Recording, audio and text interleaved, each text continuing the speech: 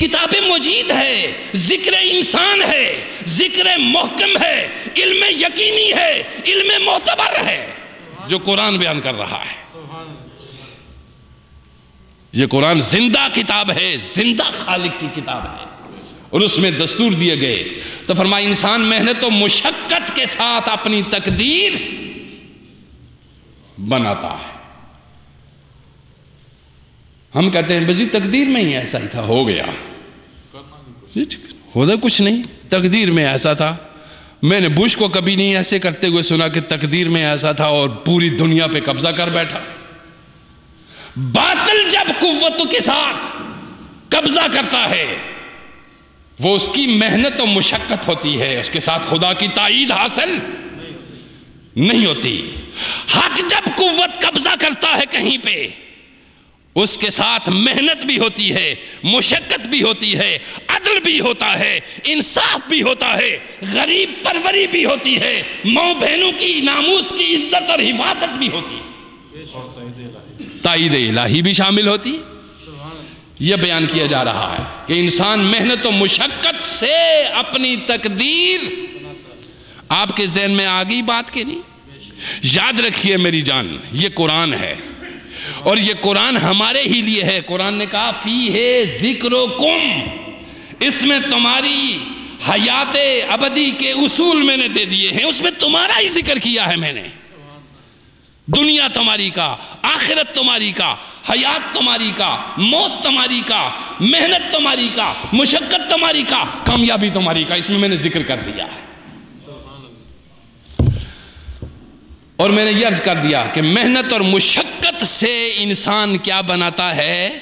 تقدیر۔ اور دوسرا جملہ سنیے آگے، اور تقدیر ویسی ہی ہوگی جیسی محنت اور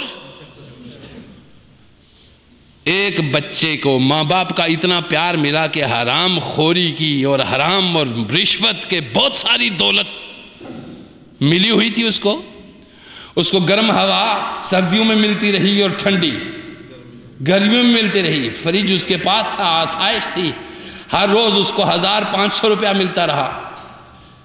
اور ایک وہ تھا جس بیچارے کو نہ گرم ہوا ملتی نہ ٹھنڈی، اور جس نے چاہا کہ میں بھی اس طرح چاہتا ہوں کرنا لیکن یہ اس طرح حاصل نہیں ہو سکے گا، وہ گلی ڈنڈا کھیلے گا، پھر ناچ کود میں اپنا وقت ضائع کرے گا؟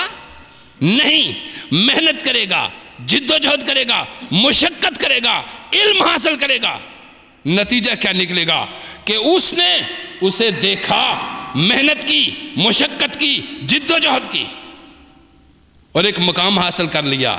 یہ تعلیم کے سے دور ہر آسائش جو اس نے بعد میں حاصل کرنی تھی وہ اس کو بلا وجہ موصول ہو گئی، پہلے سے مل گئی۔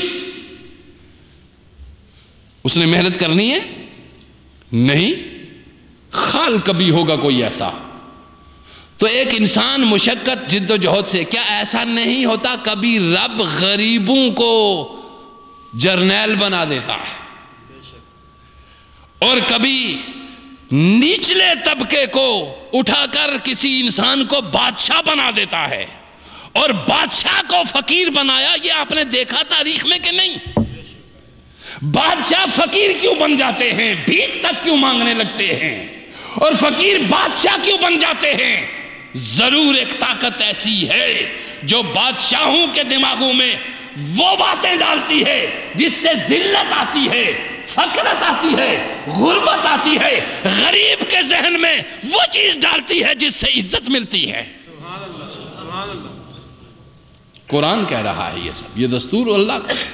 اور یہ اگر ایسا ہی ہوا ہو، کوئی موروثی چلتا آ رہا ہو، کوئی بادشاہ، آپ کے اس پاکستان میں آپ نے 60-62 سالہ زندگی میں دیکھا ہے، جو آیا وہ بھی عزت سے نہیں آیا اور جو گیا وہ بھی عزت سے۔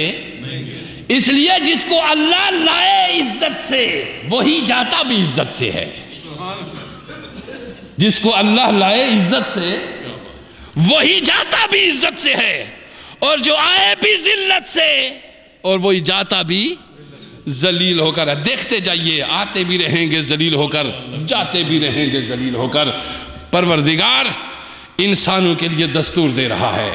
قرآن نے فلسفہ محنت اور تقدیر کو، اب آپ کے ذہن میں یہ بات آ گئی تقدیر کی کہ تقدیر ویسی ہی ہوگی جیسی محنت اور مشقت ہوگی۔ علامہ شیر محمد قادری صاحب بہت بڑے زبردست انسان ہیں، زبردست تعلیم یافتہ ہیں، بہترین علم اللہ نے ان کو عطا فرمایا ہے، دنیاوی علوم بھی اور دینی علوم بھی، سب چیزیں۔ تو میں کیا ان سے پوچھتا ہوں، کیا یہ گھر بیٹھے بٹھائے ان کو یہ حاصل ہو گیا؟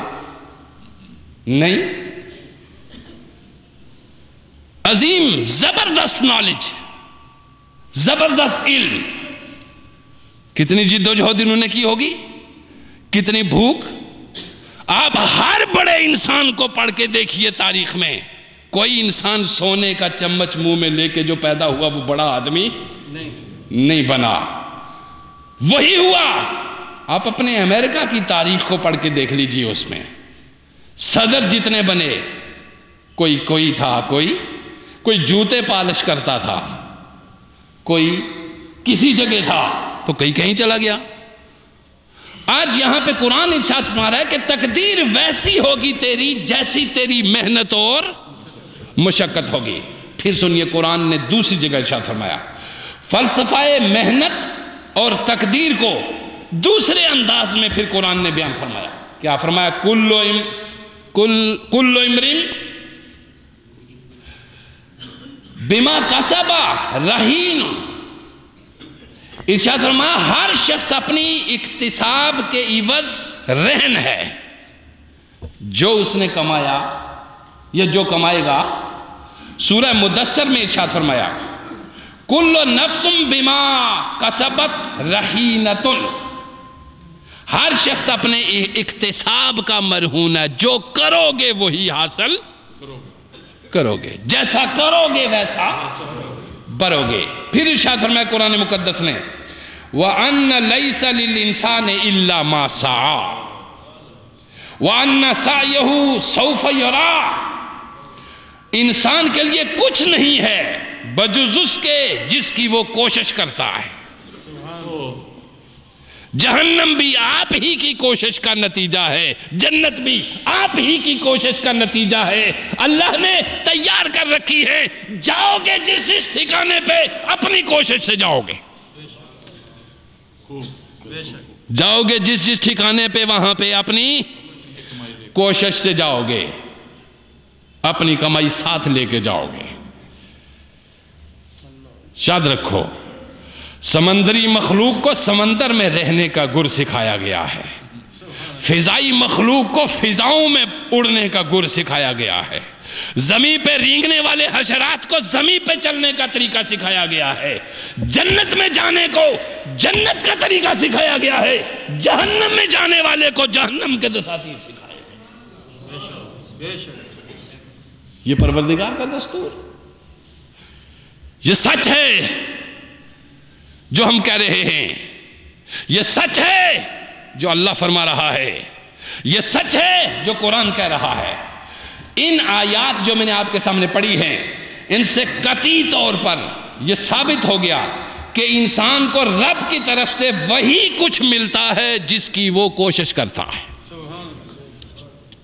رب کی طرف سے وہی کچھ ملتا ہے جس کی وہ کوشش کرتا ہے۔